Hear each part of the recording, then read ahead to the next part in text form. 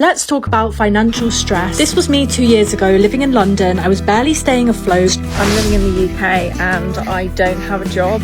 I know that I'm never going to get a job again. Never going to have a boss again, that's for sure. Can we just talk about how difficult it is to get into the UK jobs market right now? I think it's absolutely crazy how depressing England is. Yes, finding a job as a Texan now living in the UK has proven to be a difficult task. This is the reason why I'm contemplating leaving the UK. Unemployment has risen in the UK again. Why does this keep happening? Well, it's really simple. Are you struggling to pay bills, living paycheck to paycheck? Well, there's something that can help you out. Vietnamese wages have gone up 60+% over the last 10 years. In Poland, they've gone up over 40%, but in the UK, they flatlined. UK is such a shit country to live now. And I got a question to every English person who thinks that. If you would have money and opportunity, which country would you move to? To live in the UK in 2025. In one word, shit. Right, so I get asked quite a lot, how much does it cost to live in Cornwall? Right, okay. And it isn't cheap. I know a lot of people move down here from the country, but they're in for a fucking shock when it comes to bills and shit. You really are in for a shock of your life. Right, so I live in a 2-bed bungalow, okay. I converted the dining room into a bedroom, okay, which I rent. So my rent for a 2-bed bungalow is £945 a month, okay. Right.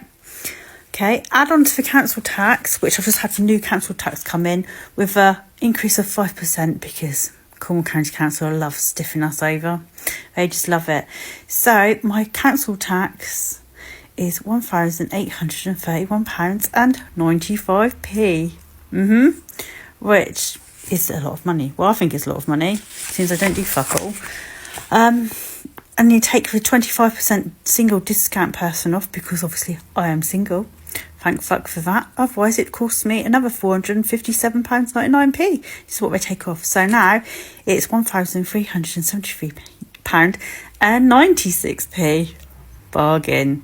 So it roughly works out about £140 a month I've paid the council tax for doing pretty much nothing really. And then we get to the water bill. Okay, right. So I'm on a meter, which is a fucking good thing, to be honest. And I'm capped because I've got multiple children, which is really good. Otherwise, I'd be completely and utter screwed. So my water bill for the year, they've estimated, is going to be £624.99. Now, I know what you're thinking. That's quite a lot of money, Anne. It isn't really, because I was talking to my friend up the road and she pays 90 quid a month on water, which I think is like loads. I mean, yeah, I think it's loads. So that's over 12 months, £624.99. So it isn't too bad, but it's a fair bit, isn't it? So yeah. Oh, the joys of living in Cornwall. Welcome to Blighty Blighted, your daily reminder that in the United Kingdom, surviving the week now requires the resilience of a wartime ration book and the optimism of a lunatic. Now, I'll tell you plain, Brits can't take it anymore. We're taxed coming in, taxed going out, and if you so much as think about saving money, they'll find a way to tax that too. Electric, gas, council tax, food, fuel. It's like death by 1,000 direct debits. I opened my electricity bill and thought it was my will and testament. Back in my day, you worked, you saved, you got on. Now, you work. And that's about it. The rest disappears into the great black hole of cost of living, and everyone's miserable. Proper miserable. Not the old-fashioned bit of grumbling and a cuppa miserable.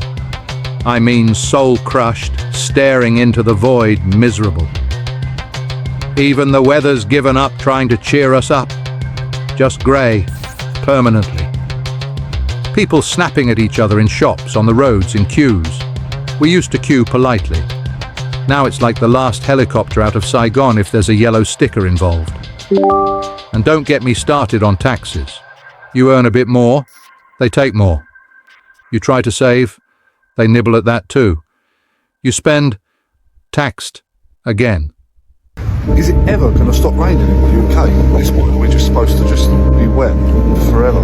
It's like, what, the 58th day of just continuous rain? I just don't fucking understand. How are we supposed to survive in this? I mean, look, their fucking screens getting all wet. It's a fucking joke. My feet have just been wet for months. I'm on the verge of getting fucking gangrene. What have we done? Like, why is God just making us wet and depressed? 2026 was supposed to be a good year. So far, all it's done is rain. This is bollocks. We pay so much in taxes, income tax, road tax, council tax, yet there are potholes like this. There's another one there, and another one, literally 5 seconds up the road. This is why I can't be arsed with the UK anymore. They're just scamming us all. Like, I could understand if the roads were good quality, I wouldn't mind paying so much in income tax, road tax, council tax. But listen to that. This is a main road near Oxford. It's just a joke. So the 5 reasons that we are leaving the UK. Number 1, the corruption. The system is designed to keep you stuck. It is designed to keep you poor, and it is designed to keep you miserable and compliant. Number 2, the schooling system.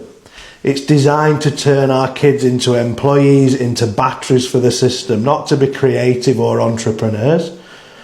Number 3, the crippling cost of living. Why is it so expensive to live in this country now? I have earned more money now than I have ever earned in my entire life, and I am skinter now than I ever was before. Number 4, the live to work mentality. We have to live to work. End of. That's not for me anymore. Goodbye. And finally, number 5, this is probably one of the most important for us, is the weather. The weather in this country is miserable. It makes me miserable. It makes us all miserable. So we want a climate where we can get up and we can live outdoors. We can have that sun on us back. Over the last 18, 19 months, the government has increased the cost of employing people. They've added more tax for the privilege of employing people. They've increased regulation on businesses. And of course, you've got the overall cost of living, energy costs, all that kind of stuff. So you've got cost pressures on businesses.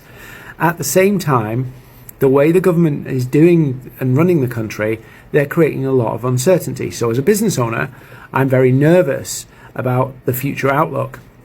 And so I'm constraining my costs because I don't know, are we going into recession? We don't seem to be growing. And so inadvertently, the government is creating its own problems, and the country is in a death spiral. Like, look at the sky. I don't know if you can see. It is just grey. Just pure grey. Everyone's always in a mood. Everyone's always moaning. I know I sound like I'm moaning. I'm just stating the facts. I'm doing something about it. I'm leaving this place. Especially if you're from Birmingham, you know that it's just a shithole. And it's not digital marketing, there's no courses to sell, there's no stock to hold. You're simply going to be helping people save money on bills. My most recent customer was £151 a month. And yes, I've helped people save 20 quid, but it's back in their pocket to help to go towards food shopping or days out with the kids. Like, everything's so expensive now. I took my 2 girls trampolining the other day and it cost £50. It cost the same amount for my 2 and 3-year-old to go trampolining as it did for me and my partner, which is just mental. Like, you want to do all these nice fun activities, but God, it breaks the bloody bank. But yeah, I've got the best thing that can help you. It's a £10 joining fee, so there's no stupidly high investment fees. It's fully refundable up to 90 days if you're not feeling it, and you can typically make £250 per phone call. And that's for family and friends, people you know, people you meet. You don't have to post on social media. I did money when I first started, but then I realised what this could do for me, and what this already has done for me is allowed me to leave my job and get something with less hours, less wage, and get to spend significant more time at home with the kids.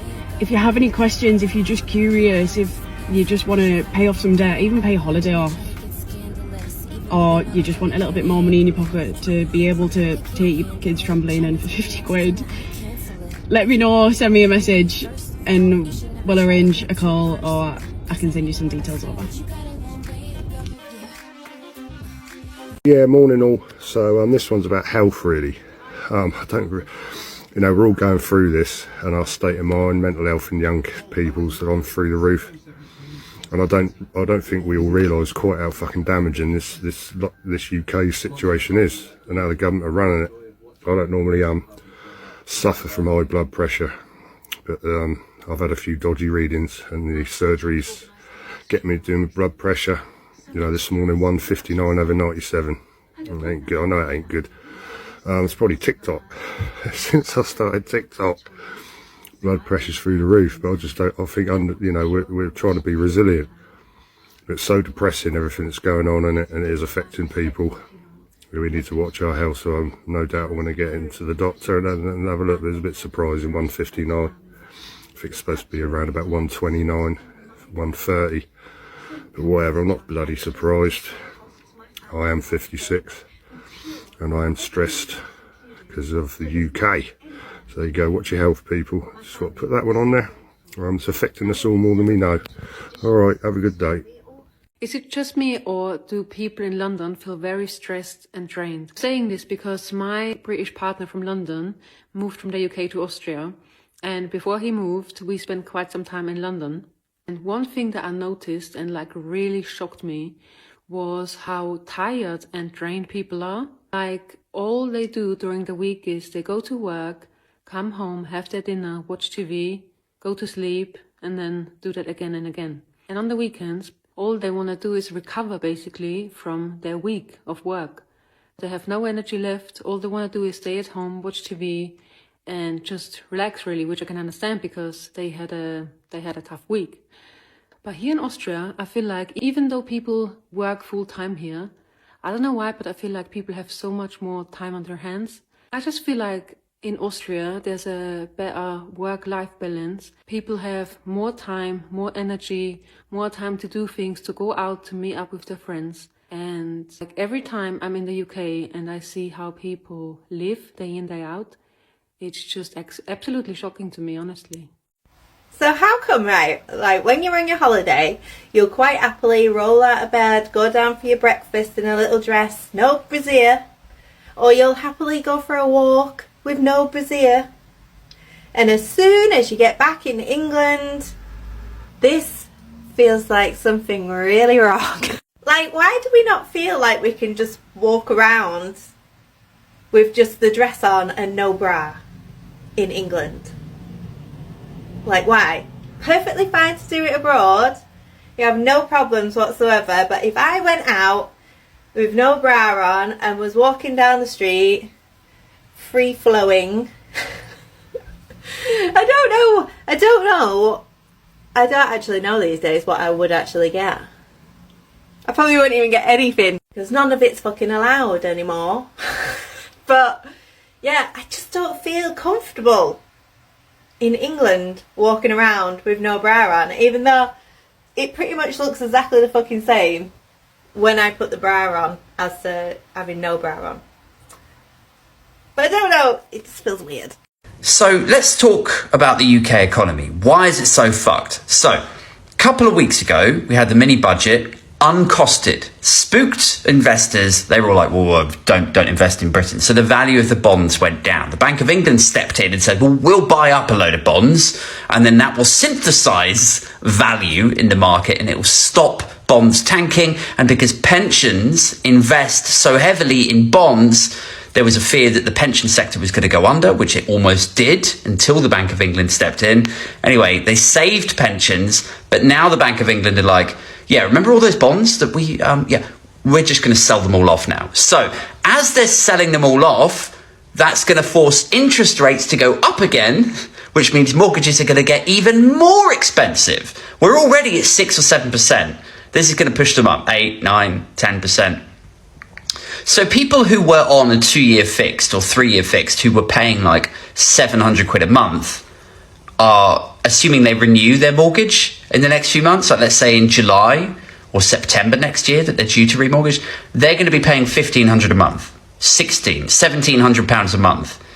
So somehow they're going to have to find a shit ton of money to just stay afloat.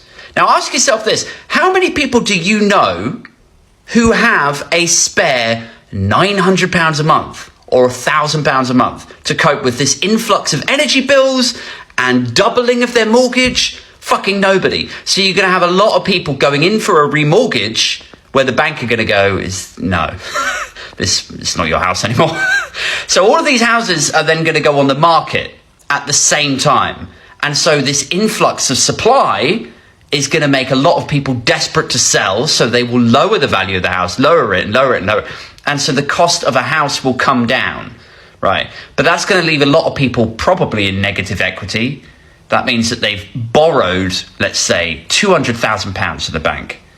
And now the house is worth less than they've borrowed. And that leads to a weird conversation with the bank where they'll go, yeah, this house, you can't afford it anymore because it now costs double the amount every month. Oh, okay, cool. So can I sell it? No, because it's also simultaneously worth less. So you are quasi-fucked.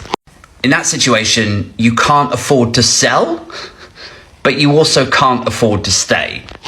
Also, this will bleed out into the rental sector because so many rental properties are owned by buy-to-let landlords with like one other property, right? When they remortgage for that and that doubles, your rent is going to skyrocket. It is difficult to underestimate right now how fucked this all is. Struggling to afford being a girl in her 20s, paying her rent, having a social life, wanting to be a beauty creator, borrowing to get by, and in the end just totally burning myself out and deciding I was in need of a fresh start. Hi, I'm Georgia, I'm 28 and I'm 6 months into my debt payoff journey. I live a much simpler life these days, worlds away from that busy and expensive city life. I don't buy many new clothes these days, I'm 8 months sober and my social life is currently non-existent, but on the plus side I am almost debt free and finally living within my means. My big hopes for the future are getting my own little place in the countryside or just as far away from any city as I can get, getting myself a dog or two, and most importantly, never ever getting myself into debt ever again. I hope I can share with you a few things that I've learned along the way that have helped me to heal my relationship with my money and to drastically improve my life for the better. Bigger GDP per capita than the UK. If you go back to 2014 to 2024, average American salaries have increased from circa 47k to 57k. The average UK salary has increased from 33,000 to 36,000. What's interesting is if you take the top 10 percentile, average American wealth has gone up 28% to an average of £153,000. But in the UK, it's gone from £70,000 to £71,000. Across that period, UBS wealth report suggested that 54% of all global assets were now owned by Americans. It's this understanding that America, especially post the financial crisis, has become incredibly wealthy. Disproportionately wealthy to the UK as we've continued then to stutter along. And the problem that we've got is that we are a user of all the great American companies and everything, but we don't actually see the benefit or the revenue from that from our nation. So it's total wealth extraction and there's nothing coming back. We've been damaged by that, especially because all the ingenuity and entrepreneurship of what we want to create quickly gets bought up also by American companies. So again, we don't see the wealth of it. London has become a shithole. I'm leaving after 20 years in England to come back to Poland. I'm getting these messages on a daily basis now, Polish people who left Poland to go to England for a better life are telling me every day they're coming back to Poland. And as a British man who's come to Poland with my Polish wife and kids, I concur. I absolutely concur that it's the right thing to do. Poland is much better than the UK. I'm sorry, but it is. And here's the ironic thing. I'm living probably a more British life in Poland than I was in England. It's a safe life here. It's an affordable life here. It's a family, close-knit, tight community style of life here. The style of life I had when I was a kid, but lost as I started to get old and see the decline in the UK. So, yeah, very ironic. And if you are a Polish person living in the UK, why? Why are you still living there? It's so good over here. It really is. Let me know. I'll be really interested. And if you are coming back to Poland after being in England for many years, why? What made you make that decision? Let me know in the comments. I find it fascinating. I really find it fascinating that so many people, me included, are coming to Poland for a better life. The UK is absolutely fucked up.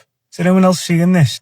Now, you go to work, you get paid, you get taxed, and that's an ongoing cycle, getting taxed every month for every penny you earn. Then you decide to start saving to buy a house. So you're saving some money, from the wages you're getting taxed on, but then you get taxed on the interest of your savings. Now you've got your little honeypot of savings ready to invest in a house, and then they whack on stamp duty, another form of tax. Now you're still getting taxed on your wages, now you're paying stamp duty to buy that house with the savings you've been taxed on with the interest you've earned. Now you're all cosy in your house, still getting taxed on your wages, and you pay a local tax, your council tax. Now that council tax is ongoing, you're paying that every month for the house you're living in while getting taxed on your wages anyway. Now you do that for 30 years, you own your house outright, but you're still paying council tax. Then you die, you pass the house down to your kids, your loved ones, then you get inheritance tax. What the fuck is this country all about? It's bonkers, innit? And what's the incentive of working in this country? Because you can come here and get paid to do fuck all. But if you work hard, you get destroyed with tax, and the more you earn, the more you're getting taxed. What's the incentive of earning money? And if you want to invest in property, you get doubly taxed, more stamp duty. It's crazy, it's beyond me. Imagine, if you will, living in a country where a convicted terrorist can stand for public office. Imagine, if you will, a country where members of a terrorist group can break into an industrial unit, cause thousands and thousands of pounds worth of damage, attack police, fracture a female police officer's back, and they walk free from court. Imagine your child going to school and being put into detention because they refuse to call a teacher Mix instead of Miss or Sir.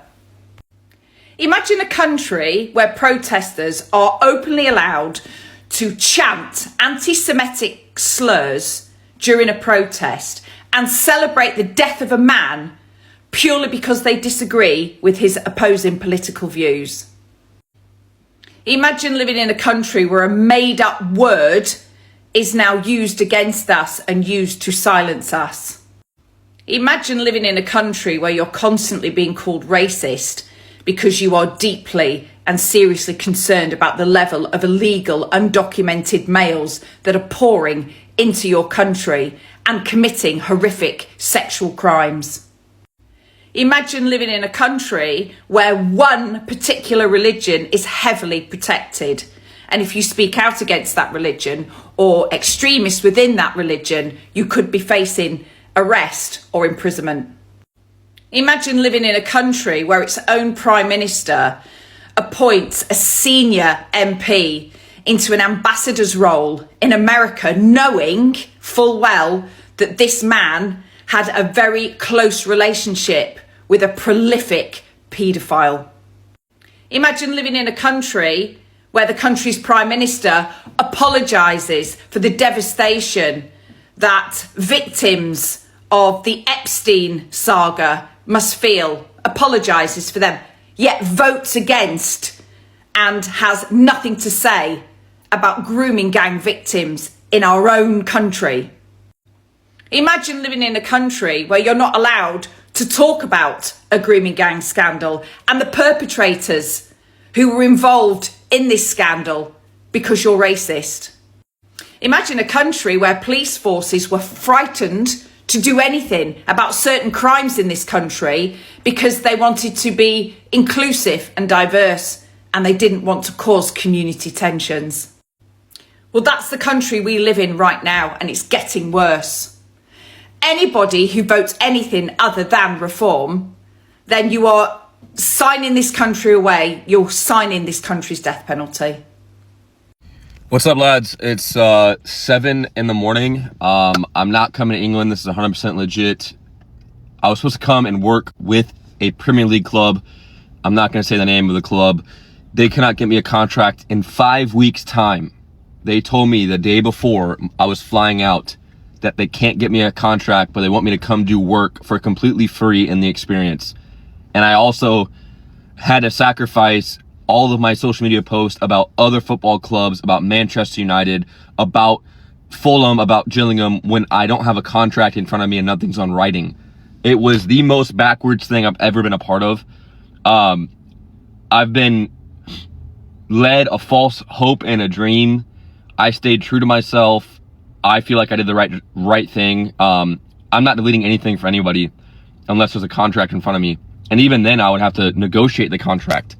You know, they told me I couldn't post about where I'm coming in the country of England. They couldn't tell me, or they were telling me to not announce it, to make a lie that I'm not coming the first time, to do all these backward things. And yeah, the whole trip is off. It's ruined my birthday for next week. I had to cancel my trip to Manchester. So many things. I'm dropping a 4-part video of the whole back end story of everything. I'm not coming today. I'm literally working today. I'm not coming anymore. So, yeah, thank you for all the love and support, but this is 100% real.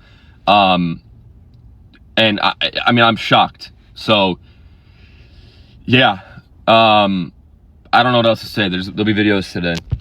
I need to be able to say, no, I don't want that in my food if that's what I want. A lot of people are asking me about folic acid being added to everyday food so widely that most of us won't be able to avoid it. So here's what's happening and why some of us have serious concerns. By December 2026, all non-wholemeal wheat flour milled in or imported into the UK must have folic acid. So daily exposure will become automatic for most. You can avoid it. Wholemeal flour, gluten-free products, tiny independent meals are exempt. But for most families, avoiding it will be very difficult. Why question it? We're told that it prevents neural tube defects, it's completely safe, and there is no downside. So let's pick that apart. And to be clear before we do, I am not against folate. I am not against women taking folic acid before pregnancy.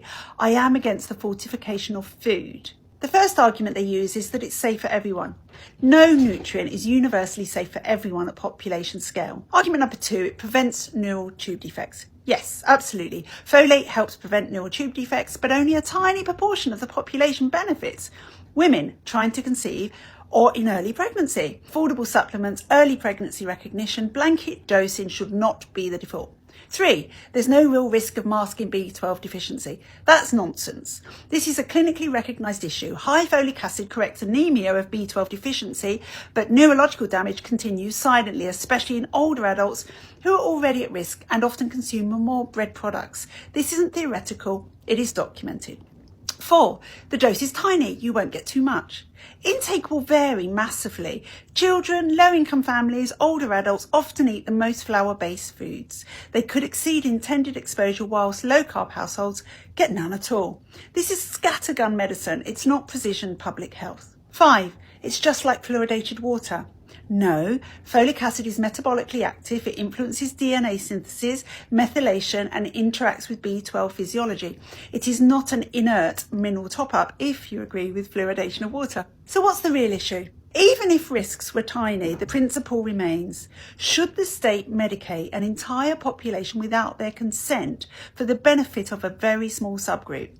Targeted interventions work. Population-wide exposure is blunt, imprecise, and brings real unanswered questions. For sure, support women properly, educate effectively, respect autonomy. Mandatory folic acid fortification? For me, it's a no. It's too broad. We need to target carefully. My visa, to answer your first question, allows me to work. I have all the right credentials. I have a national insurance number. And so I have the legitimacy to work here in the UK. But there were at least 3 factors that made finding a job hard, or maybe 4. One of them was just finding a job that was looking to hire. The second was the application process can be quite tricky. If your CV doesn't have the right wording, or you kind of leave something out, it can be kicked out for just a kind of a seemingly, you could be qualified for a job, but because you don't have something formatted properly or use the right wording, you might be rejected. So I had that happen on one job. I was very qualified for it, but I didn't really verbalize one of the skills they were looking for, and that was the reason they rejected my application. The third factor is 90 to 95% of the job listings I looked at, one of the primary requirements was a UK driving license. And so until recently, I didn't have that. And so that was an automatic rejection, or even one that I didn't fill out right away. And then along with that is the issue of, without that driving license, I would have been dependent on someone else or public transport to get to a job. And so if it's shift work, or if it's not something that's actually local here, that could be a factor in being overlooked, because if I couldn't guarantee I could get to the job at the right times for work, then obviously they're not going to hire someone like that. And so there's just a lot of little things. And what's basically happened for me is, as I've been here, almost 6 months now, all of the jobs I've done, some odd jobs, some carpentry and woodwork, gardening, cleaning, just different things like that, have been word of mouth. Someone knew I was here or offered me, hey, do you work on this? Would you fix this? Some carpentry jobs, handyman type stuff. And then even the job at the 129, it's because of a couple of connections. The radio spot, that was because of social media, and one thing led to another. I'm looking into another possible part-time job.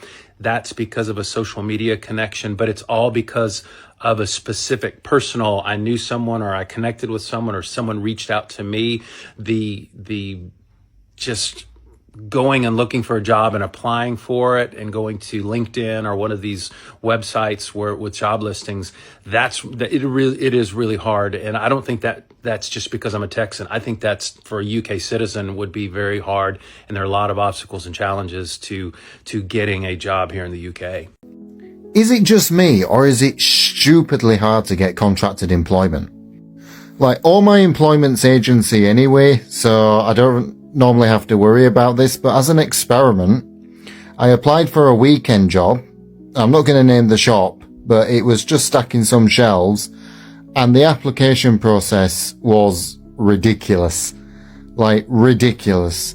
So you had to do 2 assessments, and one was like the equivalent of a personality test that took like half an hour to do, and the other one was some sort of situational test in which quite a few of the answers were quite similar anyway.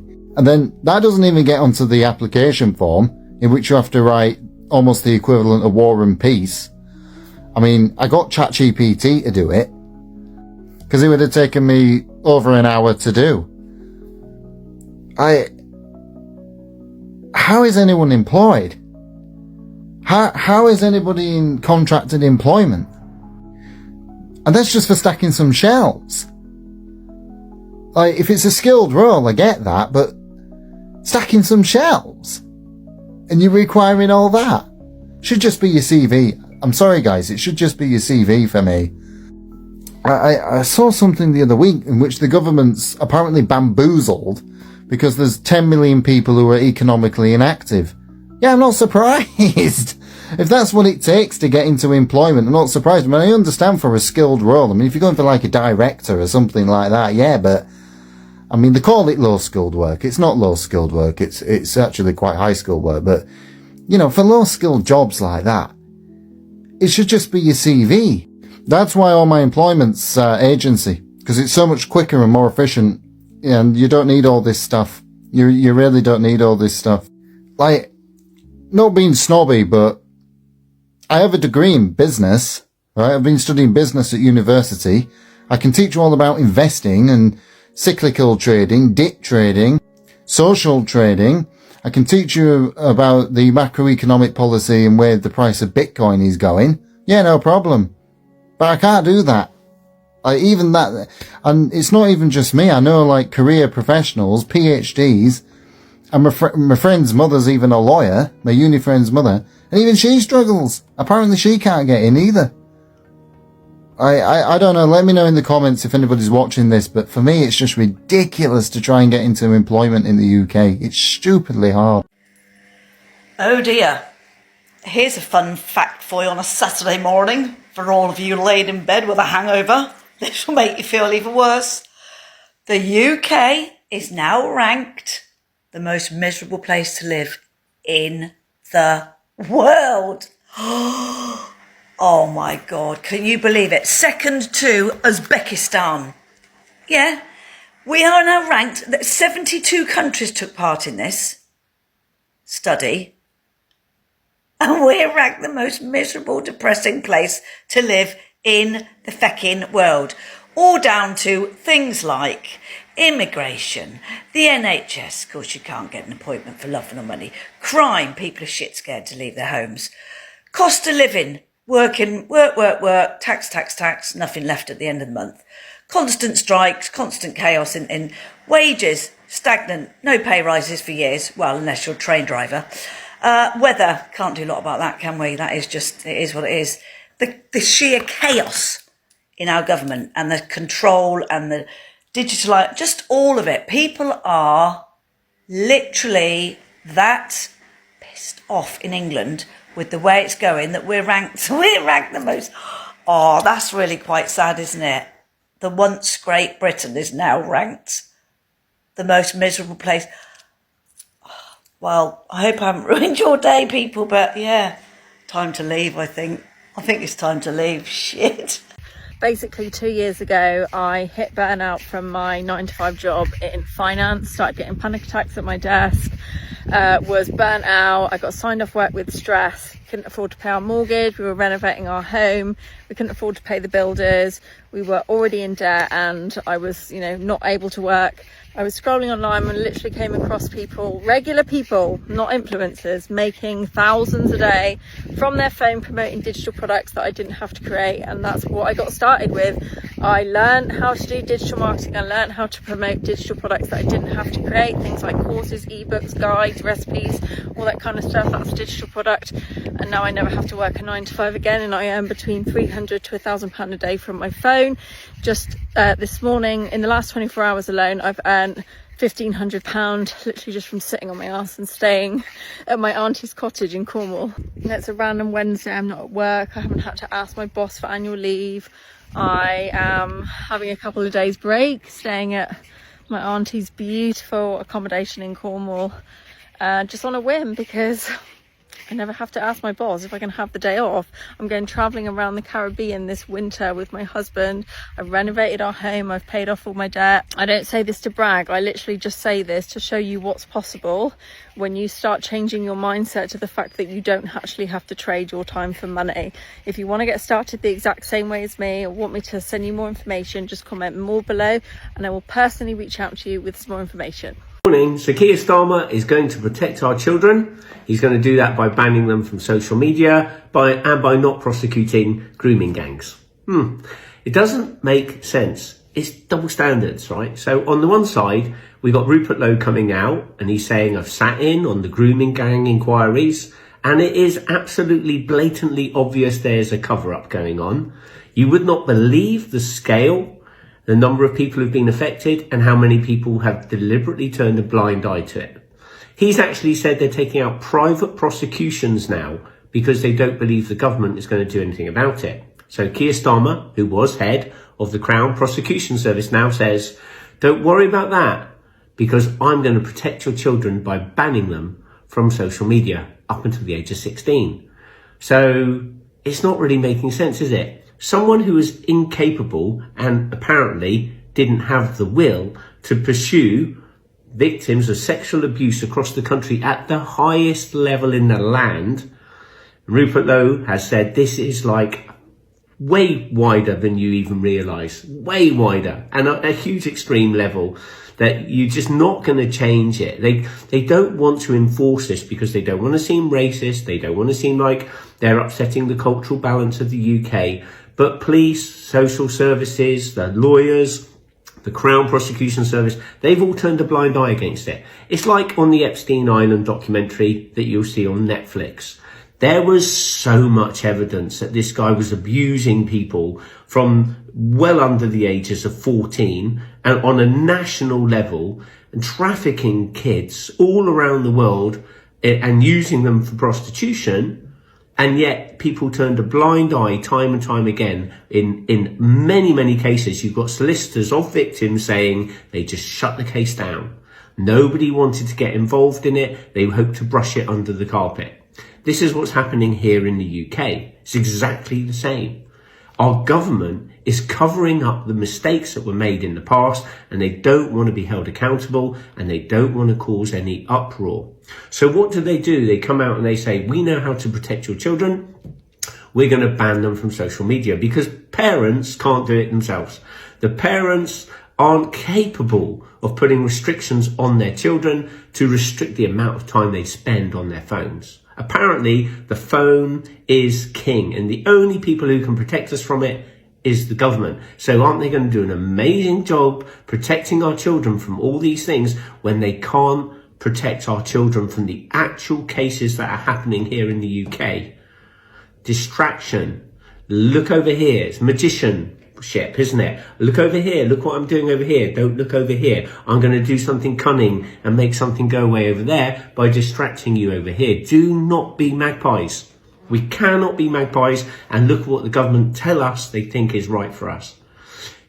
As parents, if we were equipped in a manner that allowed us to have tools to put restrictions on our children, if we were equipped in a way to engage with our kids and to encourage them to get out and play football, and not just to go out on their own, actually go out with them and play games with them, take them down the beach, take them to the park, go on trips, go on walks in the mountains, light bonfires in the back garden, sweep up leaves and light a massive fire, whatever it is. We don't need the government to tell us how to do that, guys. At this rate, they'll be taxing sighing. I'll owe a fortune by tea time. As for relationships, well, different world now. Back then, if a woman said she'd stick with you through thick and thin, she meant it. These days, if you can't afford thick, you're left with thin. And even that's on finance. Or, as we used to say, happy wife, happy life, now it's happy bank balance, or no wife. Truth is, people feel squeezed from every angle. Wages don't match reality. Bills don't stop climbing, and the little comforts, a decent shop, a warm home, a night out, they're slipping away. We're not living anymore. We're managing decline with a contactless card. And I'll tell you this, even we old ones, who've seen a lot, this feels different. This feels like a country that's run out of puff. Cheerio. And if you are able to take more, I will see you in the next video.